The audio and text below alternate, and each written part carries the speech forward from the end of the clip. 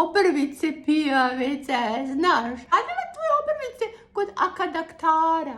A nije akadaktar. Daktar, okej, sorry. Ne, boga mi, ja sam moje obrvice radila u Beverly Hillsu kod Anastasije. Da, čula sam akadaktar da je dobar. Ću da mu se javljam, znaš, onako da vidim da li je ova iz Beverly Hillsa uradila moje obrvice, pijavice, kako treba. Da, ja, Bože. A pitaju me žene, a šta ti stavljaš od šminke ispod oka? Niks. Can't stop, won't stop. Niks. Can't stop, won't stop. Ali ovo je malo triki, znaš. Ovo mora da znaš kako da staviš ispod okca. Evo ću ti pokažem. Imam ja to malo, ću ti pokažem. Ovo se stavlja samo malo, zato što je mnogo gusto, znaš. Gusto je, da ću ti pokažem. Znači kad staviš ispod oka, onda moraš odmah da ga tapkaš, znaš.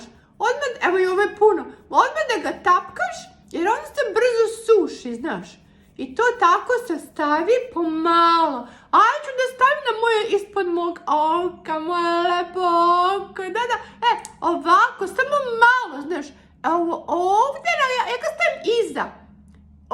Ovdje ga stavim, evo to, tolicko malecko i onda samo ga tapkaš, brzo ga tapkaš, brzo i onda ga nanosiš svuda, znaš.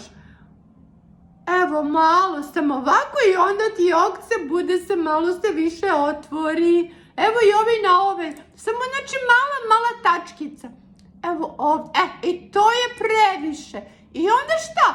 Stavim ga ovdje iza i onda malo iza ovako i prenesem ga pomalo ispod. Jer ne treba da ti bude puno šminke ispod oka, znaš. Tanka koža, tanka šminka, znaš. Evo ga. I ovo je ovako, zatapkaš, ja sam promijenila prste, znaš. Pošto ovo je malo suvlji i eto ga, malo da ti bude okce.